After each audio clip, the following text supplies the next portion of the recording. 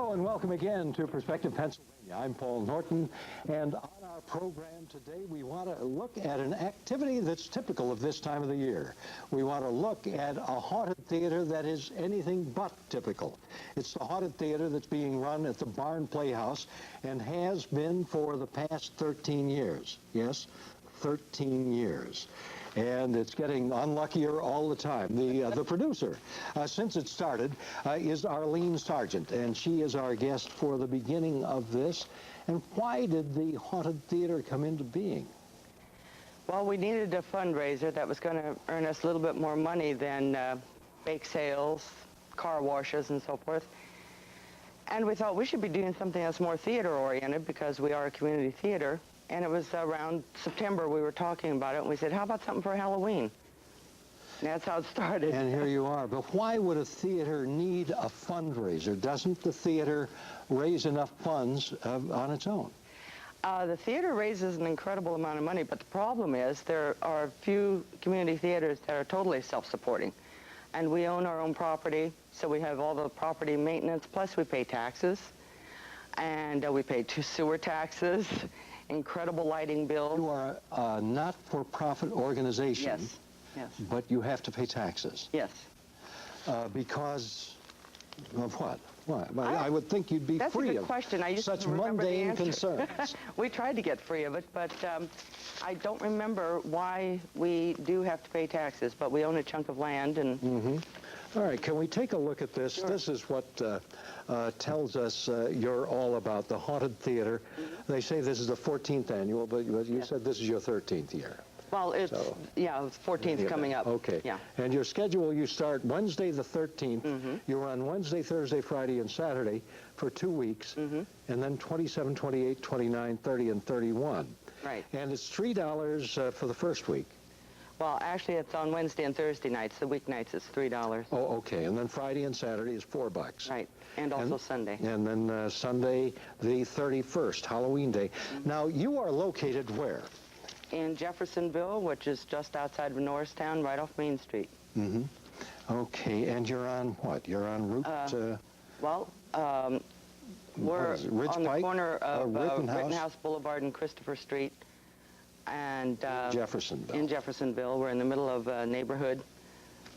So we're 2 blocks off of the main drag. Okay.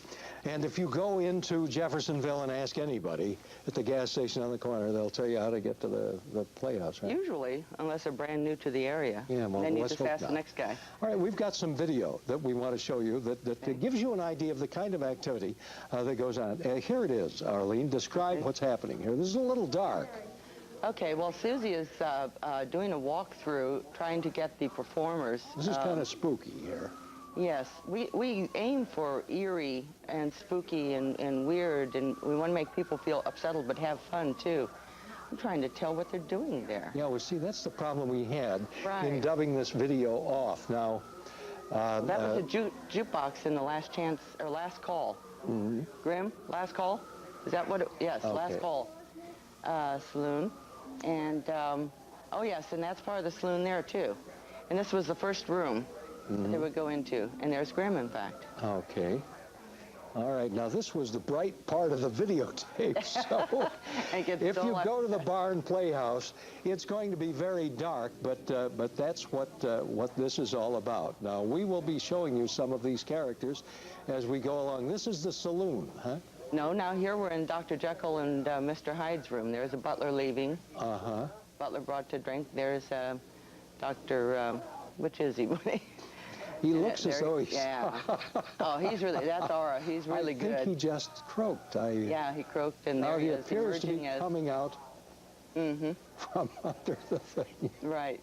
It's not your set, ma'am. This is the video, which will give you a rough idea of what they do for their Halloween in Jeffersonville. I do want to reassure everybody, though, that we have no totally dark areas. Okay. None whatsoever, but to film it is difficult. All right, now when you started this, you were the lone producer, and now you've got a whole bunch of producers. Well, our first year, 400 people went through. We were open 3 nights. We were delighted. And then the following, sorry, these bother me. There's no vanity involved.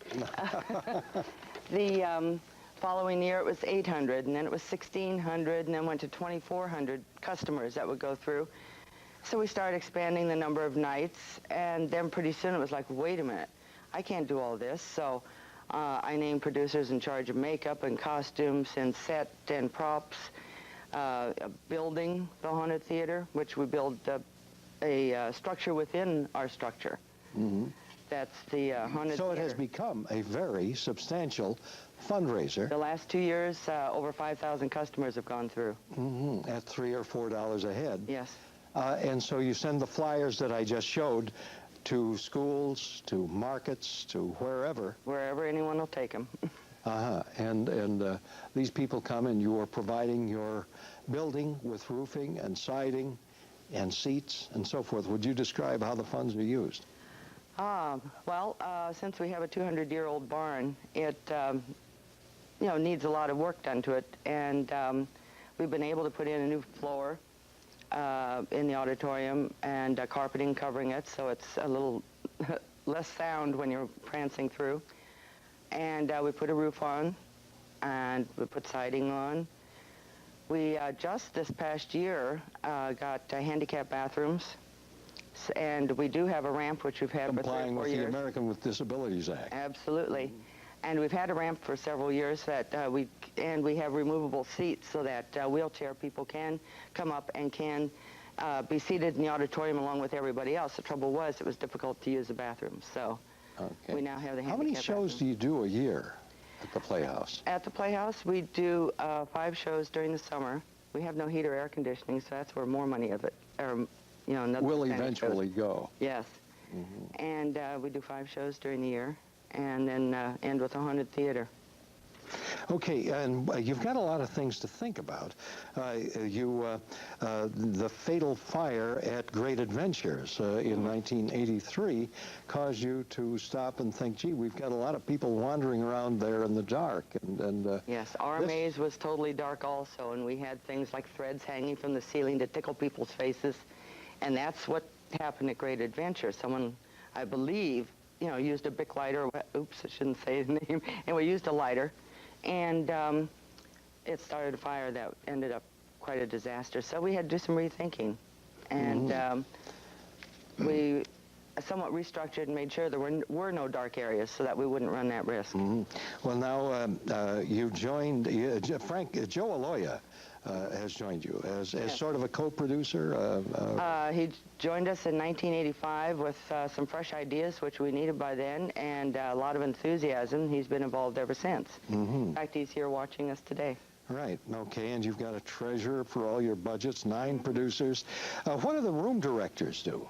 Okay, the room directors in February come to a big meeting and toss out ideas, things that they would like to see done.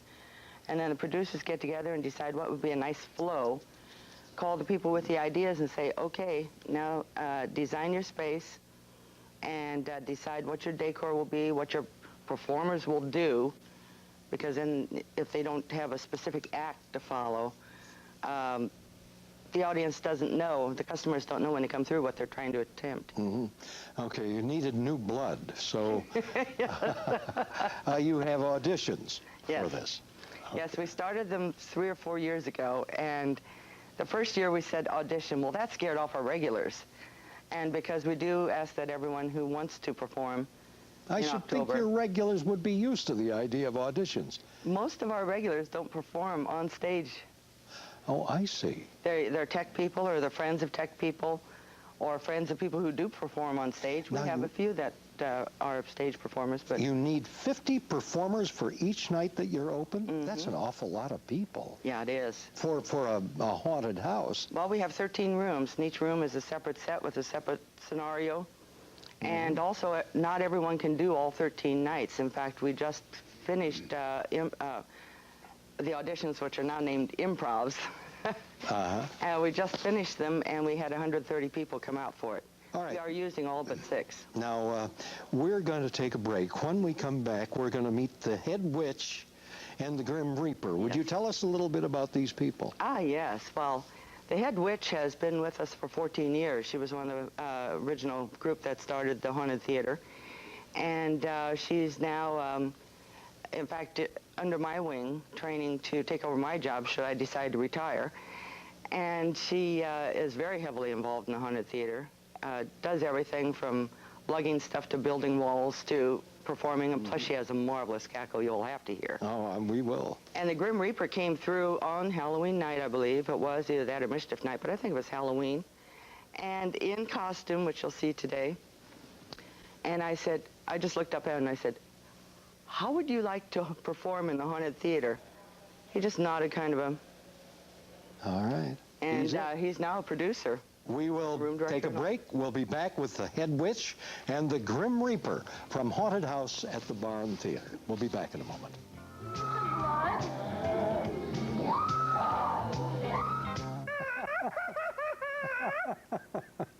All right, well, that's the Head Witch, which means that you're in charge of the third floor ladies' room, I should imagine, or something of that kind. Exactly what do you do? What's the whole idea of your performance as the Head Witch as you perceive it? Oh, my goodness. I guess basically to give them a chill and a thrill. Definitely. You do look a little bit like the lady in The Wizard of Oz. You know, you do. You do have that, kind of her face. Who's your inspiration for this part? Actually, I just ended up being a witch one year, and I developed the cackle and just going with it, and have stayed this way ever since. And Grim, this is the Grim Reaper. Now, this is from the Barn Playhouse, the Haunted Theater. You unsuspectingly went to a performance of this and found yourself very much involved. Yes. I don't know how this happens, but occasionally I just make an appearance somewhere and somebody says, hey, can we borrow you? You are about 6'6" or something of that kind, aren't you? Yes. And we usually think of the Grim Reaper as being a tall, skinny fella. How do you feature your role in this? Well, I started out several years ago as a performer in one of the rooms, but I have since developed into part of the roving security force, which the Haunted Theater uses, so that if any trouble develops in some area or outside, we can be there very quickly through some of our escape routes, or there to stop any trouble with any customers. Nobody much messes with you. Not often, no. You walk with a scythe, and you are 6 foot... 6'7". And people don't mess with this. Security is a necessary part of this, isn't it, Arlene? Yes. That's kind of a shame, isn't it?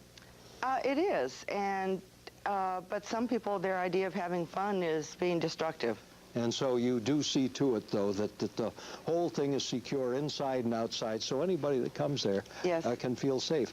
What does the rest of your family think of your role in this Head Witch? Well, actually, my entire family is involved with the theater. And so they're also characters in the theater. And you may be the producer as time goes along. Yes, yes. Arlene is much too young to retire, of course. You're so kind. My brother and I are co-executive producers in training. I see. Who's your dentist? Who's my dentist? Candy. How long did it take you to make up for this? Oh, I put, and today I tried to do it as quickly as possible, and that was about 1 hour and 15 minutes. This is my original hair, and I tease it up and spray it with regular hairspray and then use white That hairspray. is your original hair? Yes, this is my dears. Are those your original hands? Who does your nails? Oh, it's quite difficult. Sometimes Would you I need hold a them little up help. like this so that yes. You do need a little work there. Yes. What do they call you, Head or Witch or what? Actually, the Witch, but I think I'll go to Witchy so that they are able to ask for somebody. Do you have a particular room in which you perform? I have done the Witch's Room the past 13 years. Now, and this how many year is rooms my are first there? year out of it. How many rooms are there? There's 13 rooms, and one of the rooms is the Witch's Room. I see. Okay. Do you you just wait until people show up and then you cackle, or what? Oh, yes, actually, a little skit goes on in the witch's room, and I'm hidden, and then I come out with my cackle, and it gets them mainly with the cackle, plus the white hair comes into the dark, and it startles them. Okay. Now then, Grim, you wander around, and if you see loiterers or philanderers or pilferers or what else are you looking for as you do your appointed rounds? Well, primarily people who are misbehaving or troublemakers or possibly even looking for a fight. It has happened, it's rare, but we do like to prevent that. Uh-huh. Okay, but you are armed. Oh, yes. And dangerous. And I'll tell you this, I will not monkey around with you. So you just wander around. You might be in the witch's room at one instance, and outside. Yes, and we have been used to escort possible troublemaking groups through. We also have several other roamers who are outside. They'll entertain the people in line, and it can be quite a line. We've had up to 1,000 people lined up out there at one time. Boy, oh boy. And it gets very hectic. Uh-huh. Well, it sounds marvelous. Do you cackle, or do you do, what do you do that's of course, it would be awful to have to be in competition with the head witch. No, my thing pretty much is to be very quiet. I see. Well, that's I like right. to sneak behind people. Come to think of it, the Grim Reaper, you would be rather quiet. You don't end up in a coffin or anything. No, but I like to place other people there. Oh, I see. I understand somebody did contribute a used coffin to you. Yes, we've kind of wondered what a used coffin is, but we haven't asked an awful lot of questions. It's very handy. We use it every year. Well, let's take a look at a couple of pictures, if we may. Should I hold them up to this camera here? Let me. And we'll take a look and see what do we have going on here. Okay, that's Luna. She is the first person that people see once I take their money and they go into a small lobby. Mm-hmm. And Luna is the first person they see. Luna has also been with us for 14 years. Uh-huh. And she said she will probably be Luna for the rest of her life. I see. Now, do they make up the characters as they go along, or what? Yes, they kind of just adapted. Mm-hmm. Now, I do want to mention Paul Sargent. He's been with us for 14 years. He's in the teddy bear outfit there. And but he's one of our many creative people at the Haunted Theater. And he's one of the producers, and he, along with Joe Aloya, are in charge of construction. Okay. All right. Now, these people are adults, and they just like to get in here and let go, huh? I think it's kind of a childhood type thing. You're revisiting. Yeah. What do we have here? And that's the island of Dr. Moreau. And there were some great effects there. Mm-hmm. I think the next picture will show Paul. All right, well, that's Paul again. Right. There's, I think, a picture after that. All right. There, okay. That was Paul's idea, to put a frog on top of a skeleton's head. People loved it, but he likes to add the whimsical and keeps asking people to do something humorous, because that's as startling to people as it is to be, scared. Mm-hmm. It's kind of like out of character to be humorous within the Haunted Theater. Absolutely. Now, this is Charlie's... All right, now that's Barbara Simon. That's the gal who got us here today. Oh, my. And she's our picture witch, and she is incredible. All she does is move her head, just a dash. She's in the frame. Yes. She's your picture witch. Right. I'll be a son of a gun. All right, and... that was one of our rooms I loved the most. It was our Headless Man room. And the guy with his head there on the table, that's a real person. And very quiet guy. And all of a sudden, Dan burst into, "I ain't got no body." Oh, my Lord. We were hysterical. And so he used it in the act. I can well imagine. Okay, I think you're a bunch of sick people. Yes, well, we enjoy yes. it. Another very creative person, Richard Bantz, who's a producer now, but that's one of his rooms. It was Mausoleum. It was wonderful. Mm-hmm. Now, is he the one that's in the casket? No, that's John. John Natal is in the casket. I see. I think. Yeah. Okay, well, whomever. He looks very natural, I must say. Yeah, oh, yes, there. That's Kathy. If you could pull the picture down a little. up on Yeah. top there, Is a and face. and that's Oh, a that's person. Kathy up here. Yes, and that's a person. And this is the mausoleum, I guess. I don't see the Reaper anywhere here. No, I evidently was busy elsewhere. Oh, yes. So, but she would all of a sudden speak and tell people to go down the steps because there's steps there around the corner, and it really startled me. It was beautifully effective. All right. Okay, we're going to take a break, and we're going to come back with Elmo, and yes. and we'll find out what he's all about in just a moment.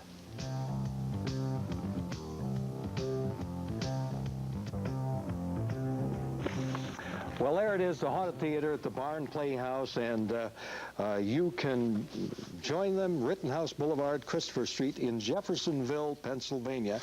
Call 539-BARN. 539-BARN, and it's Rittenhouse Boulevard and Christopher Street, and it's October 13, 14, 15, 16, 20, 21, 22, 23, and 27, 28, 29, and 30, 31 of October. And this is Elmo. Hi. Elmo, how are you? Fine. You have become a cult character. You've been there for 13 years now. Yes. You do look as you're blushing. Kind of. What is your character about? Basically to annoy them enough that they really want to get inside instead of stand in line. Well, no, but you're the one that opens the theater, right? Yeah, during the week. And as you come up, usually, Elmo, Elmo, right? Yeah, they've all been chanting in line lately, even at other haunted houses. Oh, really? I'll be darned. Well, now, what is it about your character, do you suppose, that grabs them? I can't imagine. You look a little bit down at the heels here, Elmo. I must say, your chains look a little worn. They're very worn. Uh-huh. They're very comfortable, though. They are, I see. Well, now, would you describe your outfit? You've got a noisemaker there, a Halloween noisemaker. Yes, with the cat and pumpkin. Uh-huh. I've got all kinds of annoying noisemakers somewhere in here. You do. And occasionally I you've pick got a things up. mousetrap on your knee. If you could peruse Elmo's garments. There's his mousetrap on his thigh. I'm not sure what all I have. And you've got a peace symbol there, I guess. Yes. That's a favorite. Most of the returning customers. You've got all kinds of chains and so on. Do you go around your ankles or chain? Yes. I even, This must be pretty good workout for you. I found the missing link also. You found the missing link. There's a straight line there somewhere, but There is. There's a ton of them. but you really enjoy it. Oh, yeah. Okay, it It's is a little painful wonderful. at first, but What you're doing? Do you do anything in the theater besides Elmo? yes, I do lighting for the shows during the year. But this is your only is my on-stage only performance. acting. All right, Arlene, you really have a wonderful group.